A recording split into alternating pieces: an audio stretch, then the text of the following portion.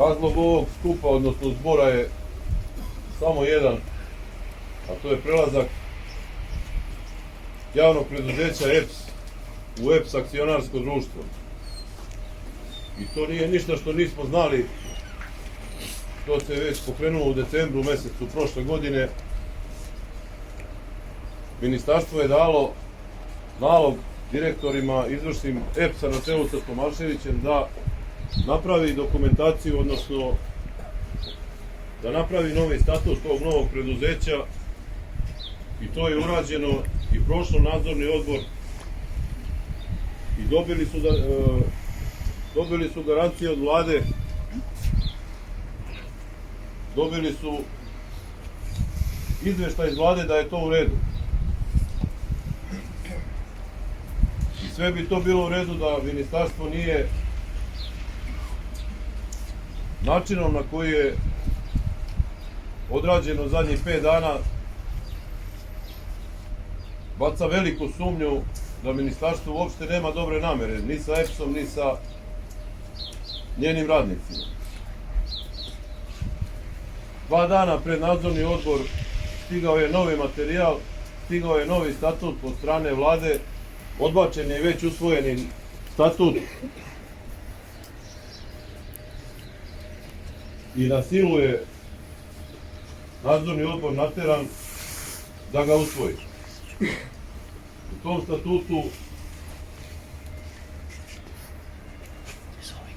tom statutu je napisano ono što nikako ne valja za EPS. Mi smo saznali za to, ušli smo na nadzorni odbor, obustavili smo taj dan, drugi dan, ali treći dan, izvinjavam se,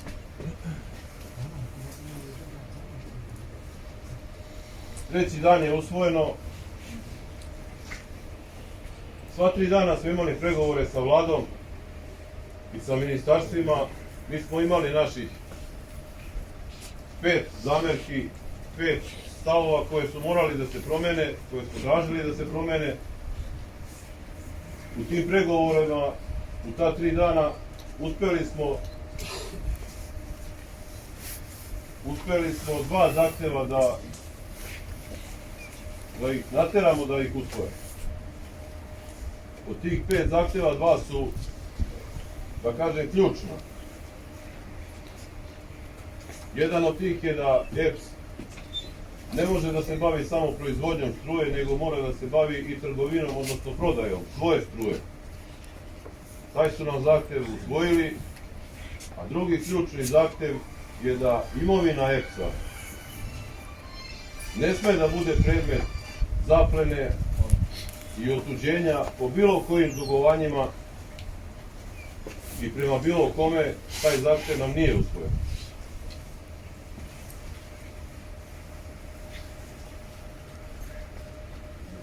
Grupacija sindikalnih poverenika, pod znacima navoda, nelegalnih, je došla na nadzorni odbor.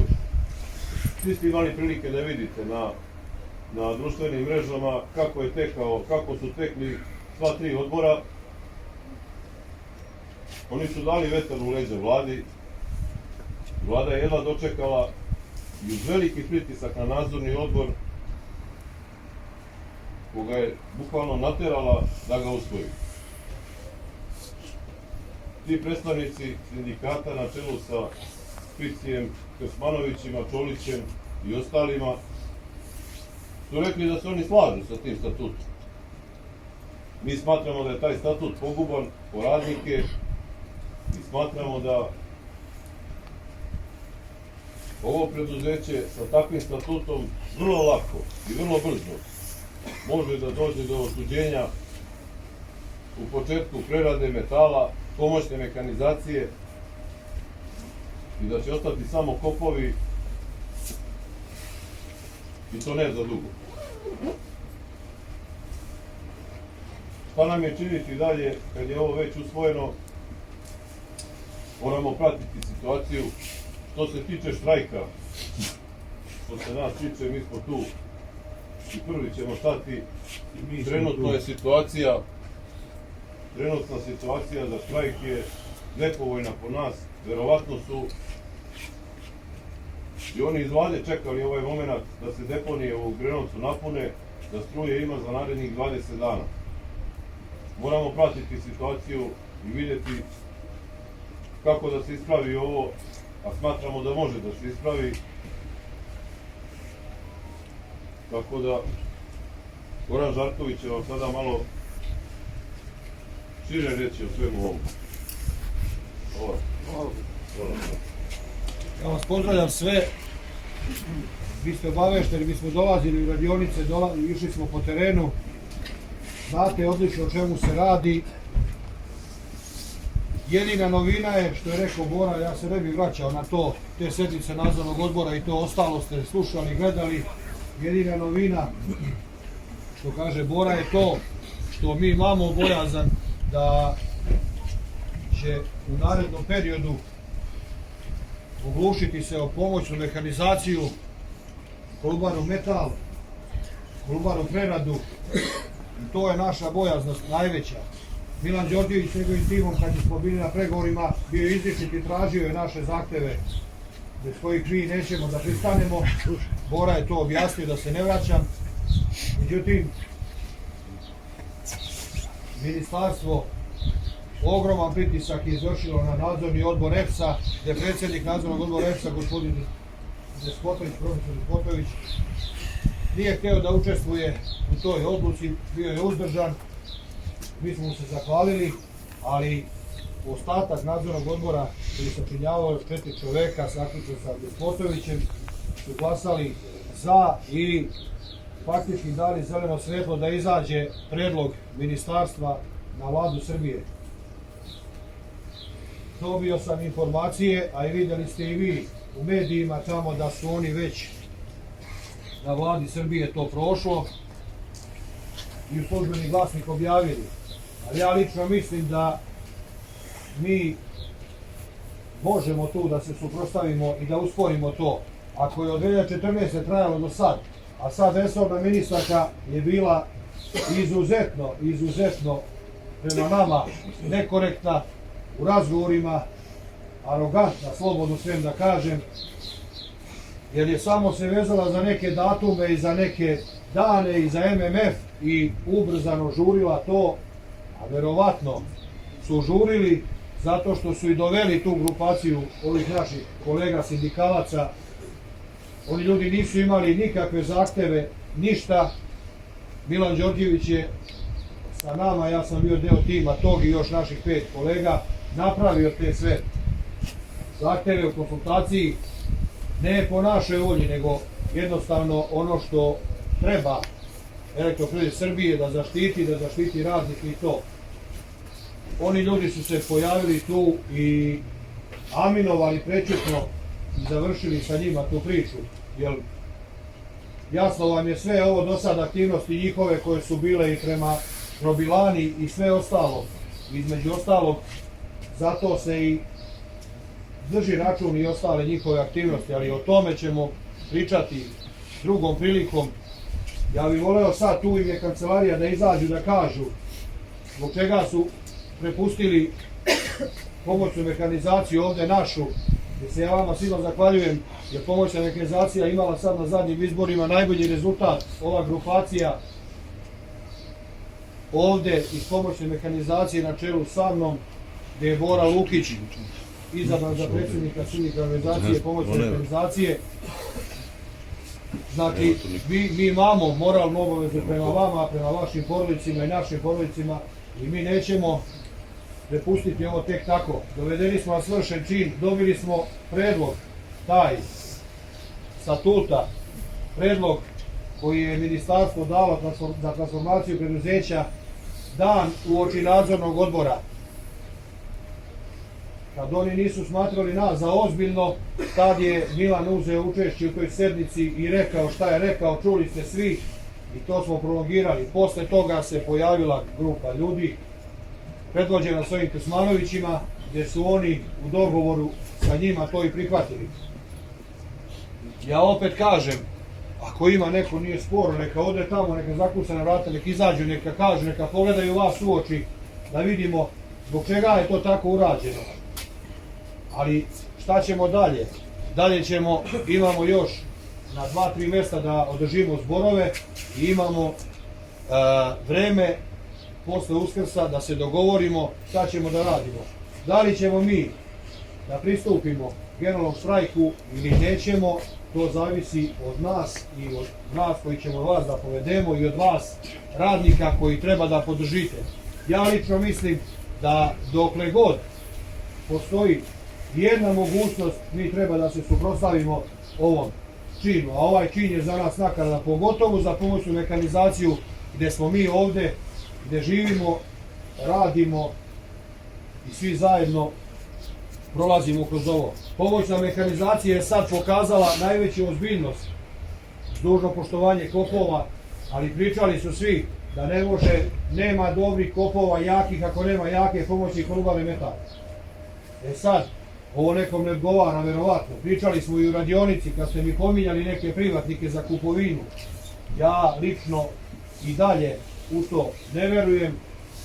Ja sam čovjek po prirodi optimista i smatram i ubeđen sam da mi možemo da ovo prolongiramo i da možemo mi da se suprotstavimo bez obzira na vladu Srbije, bez obzira na sve.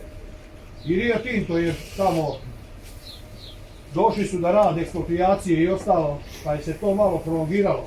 Da vidimo mi kako ćemo da radimo. Ovo što je rekao Bora, oni su ljudi verovatno tražili tajming kad će to da usvoje, kad će to da rade. Zima je bila, plašili su se, sad su našli vreme, ali ja mislim da mi imamo snage da se odupremo tim njihovim odlukama.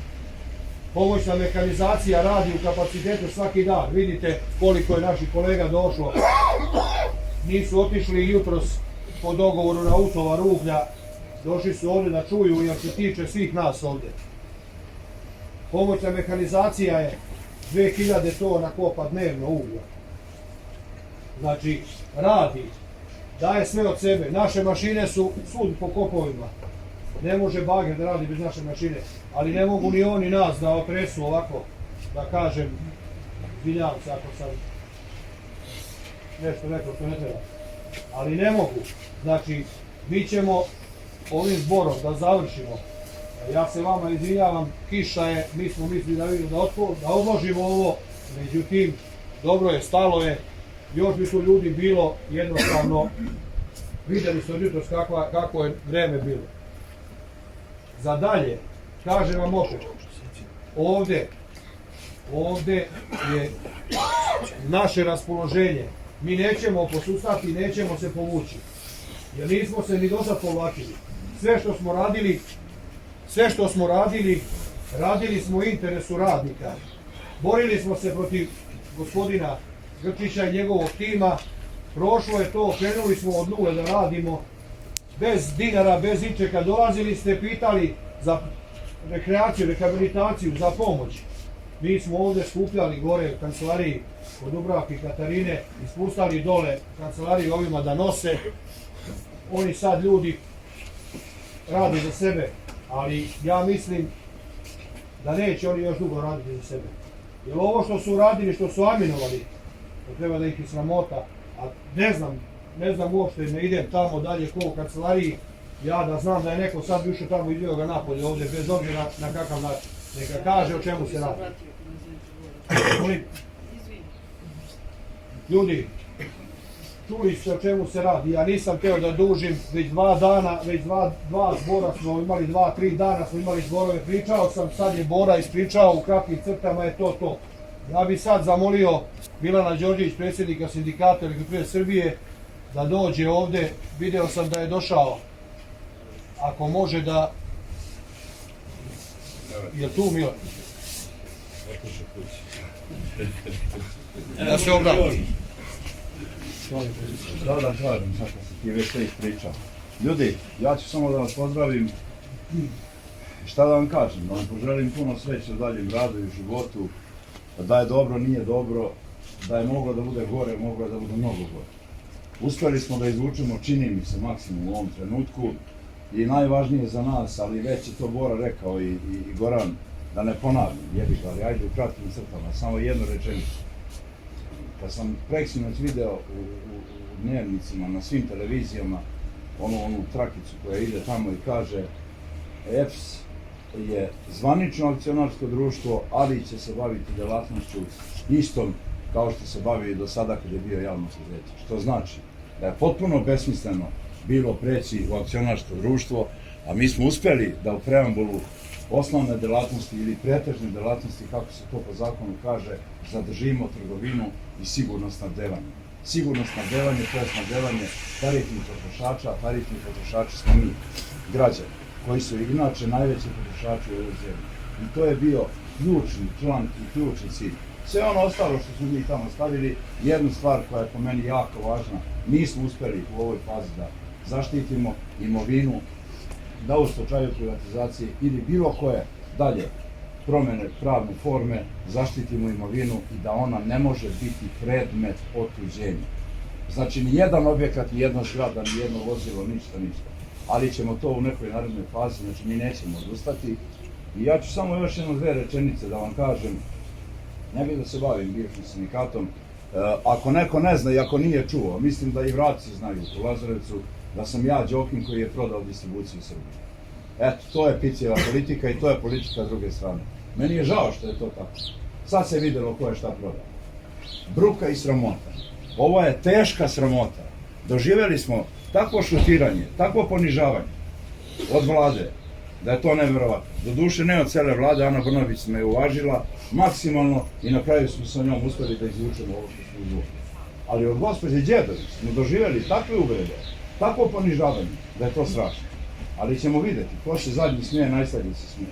I nije ništa završeno, vi do 25. augusta 2026. godine imamo licencu za obavljanje trgovinom i nekome možda trgovina čudno zvuči.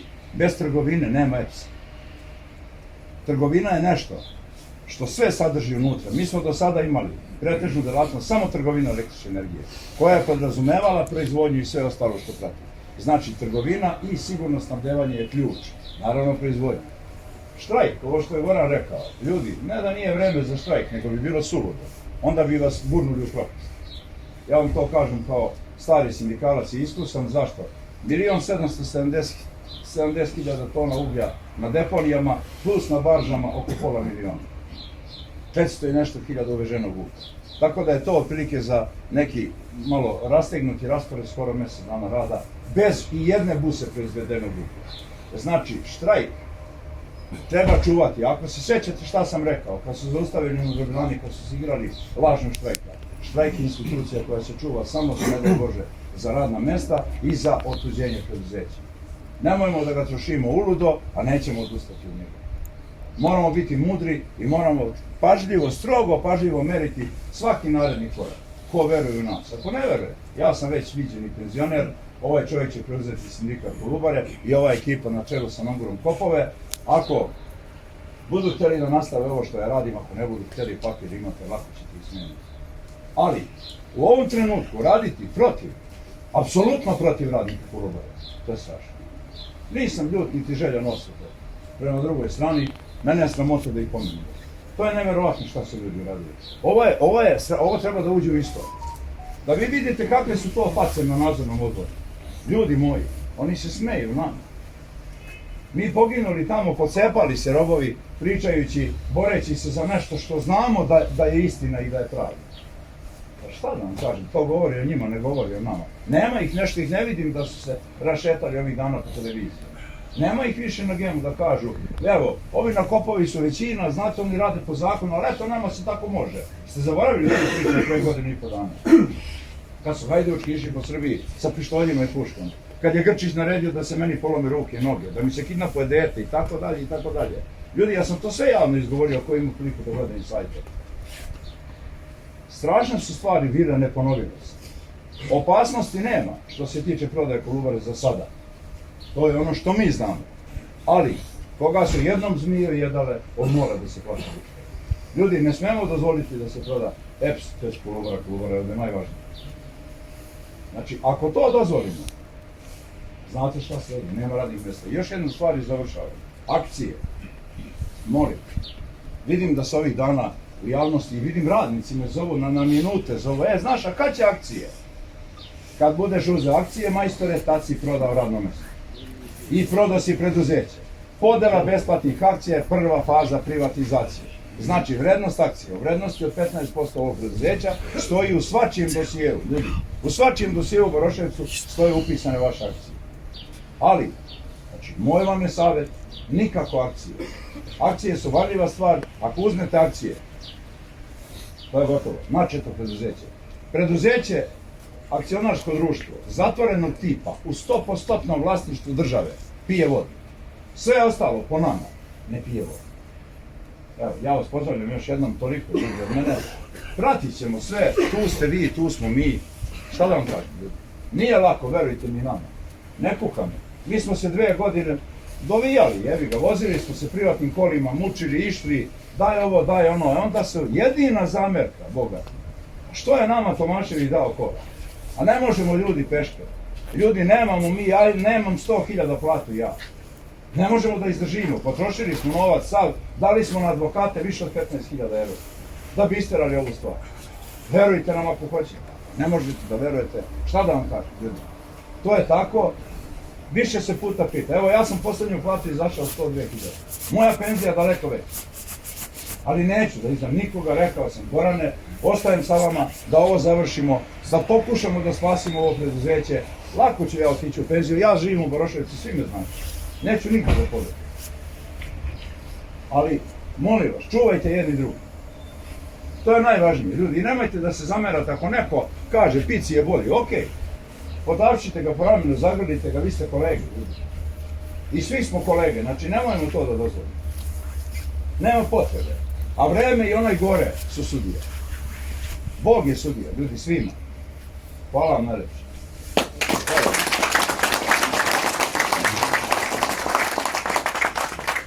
Ljudi, to bi bilo to.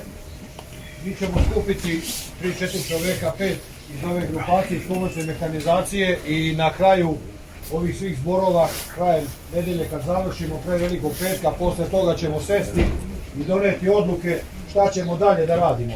Glavno, mi prepustiti nećemo ovo. Predsjednik je i on rekao, borit ćemo se bez obzira što oni smatraju da su nešto dovršili. Ja sam imao toliko svih pitanja koja budete imali, šta imate, dođite gore u kancelariju, tu je Bora, tu sam ja, tu smo mi. Sabrat ćemo sve pitanja, sva pitanja na nivou Kolubare i onda ćemo rješavati to. Hvala.